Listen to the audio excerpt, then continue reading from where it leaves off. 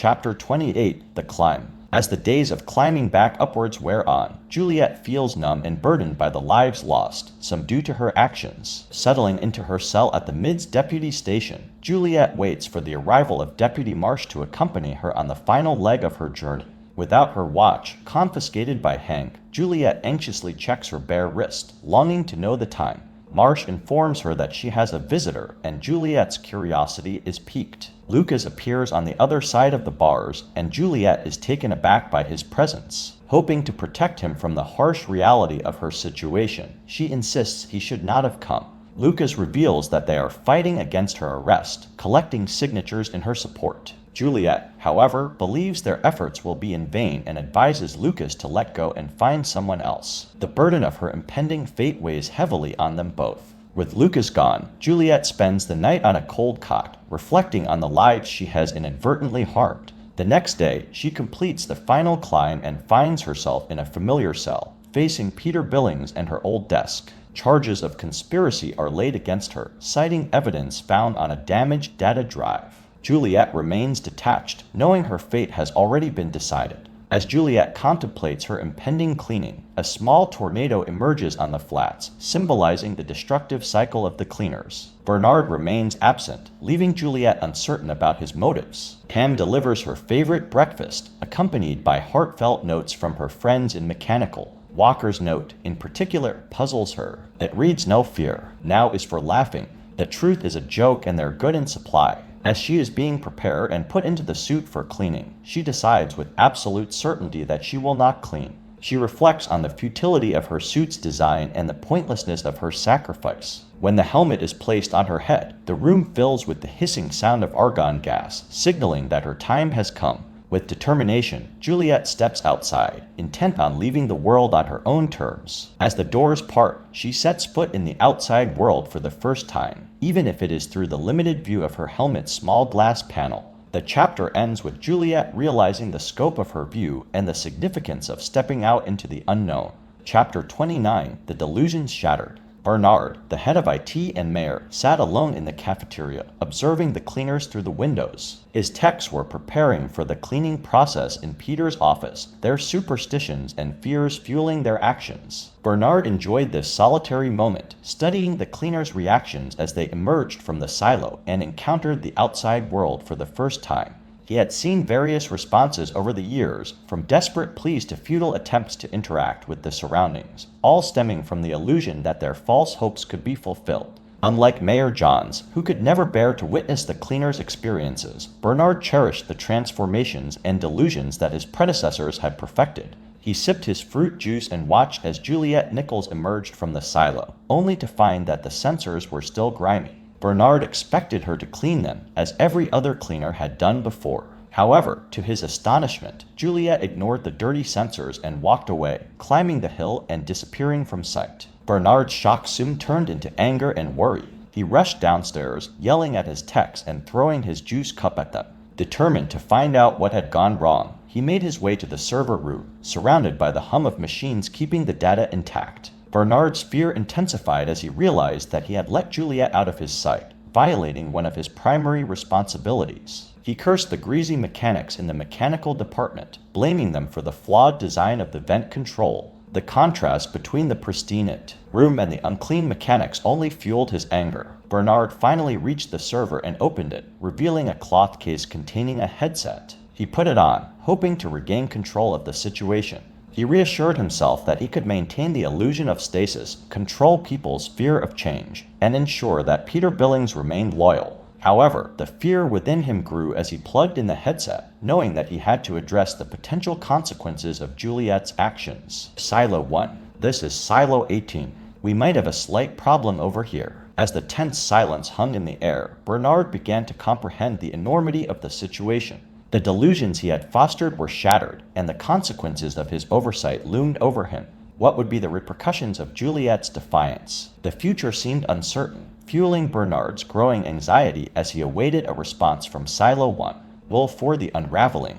Chapter 30, The Tragic History of Romeus and Juliet. In the depths of the silo, young Juliet embarks on a journey with her parents. Riding on her father's shoulders, she experiences the long descent through the stairs, her small legs bouncing along as they make their way deeper into the darkness. The sound of footsteps and rest dust fill the air around them, lulling Juliet to sleep as they continue their descent. With her parents by her side, Juliet takes her first steps onto the 100th landing. The large painted number, 100, captures her attention, its two circles resembling wide-open eyes peering out into the world. Her father tells her how smart she is, and she follows her mother into the bustling bazaar. The bazaar is filled with people, their voices blending into a happy noise that fills the air. Juliet clings to her father, afraid of getting lost in the crowd. They navigate through the stalls, her mother bartering for their lunch. Her father even manages to let her touch a soft rabbit through a fence. The bazaar seems endless, with narrower passages branching off, but Juliet is not allowed to explore them.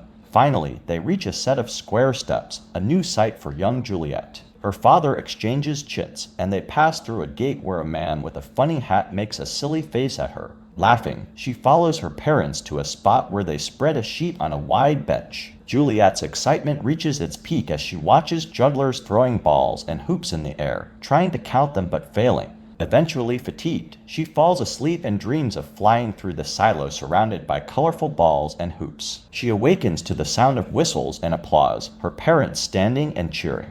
The play has ended, and her parents carry her down to where the performers are receiving praise. Her parents request the lady's autograph, who is also called Juliet, and she presents Juliet with a small book of papers, greatly treasured by the young girl. The lady's kind touch on her cheek causes Juliet to trust her, and she feels a deep understanding as she gazes at her own name written repeatedly within the pages. Chapter 31, A Glooming Peace. Lucas wakes up on the morning of a cleaning day, contemplating whether to go to work or not. Feeling overwhelmed by grief, he sits at the foot of his bed, caressing a star chart. This star chart is special as it holds the outline of a 5-pointed star, reminiscent of a sheriff's badge, that he drew while talking to Juliet. Lucas recalls the magical quality of Juliet's voice and presence and the unexpected joy she brought into his mundane life. However, 2 nights ago, Juliet tried to distance herself from Lucas, turning away from him in her cell. Lucas has spent the night crying for her, feeling sick at the thought of her cleaning outside the safety of the silo. He wonders if his loss of appetite is due to the realization that he might never see her again. Deciding to distract himself, Lucas contemplates going to work in the server room, but his mind is blank and his body feels numb. He lacks the motivation to do anything. As he stands there, contemplating staying still for the rest of his life, a sense of despair creeps over him. However, a glimmer of hope emerges when Lucas sees a porter rushing past, looking worried. The commotion and whispers in the crowd indicate that something has happened during the cleaning. Lucas joins the flow of people heading up in the silo and encounters Deputy Marsh, who is holding a small cardboard box and a squawking radio. Lucas anxiously questions Deputy Marsh about the cleaning, hoping for news about Juliet. Marsh reveals that the cleaning did happen, but Juliet did not clean. Instead, she wandered over the hills, disappearing from sight. Lucas feels a surge of joy and relief, realizing that she is potentially still alive. He offers to take the box of Juliet's belongings to Bernard, the mayor, as he is going to the same level. Marsh agrees, and Lucas takes the box, promising to guard it with his life. As he ascends the stairs, Lucas is filled with a renewed sense of purpose and determination. With the weight of Juliet's belongings nestled close to his heart, Lucas hurries up the stairs, ready to fulfill his mission and protect the precious belongings of the woman who meant so much to him. Chapter 32, The Great Unknown. In the midst of his work, Walker hears the skittering footsteps of the newest porter, a young boy named Samson.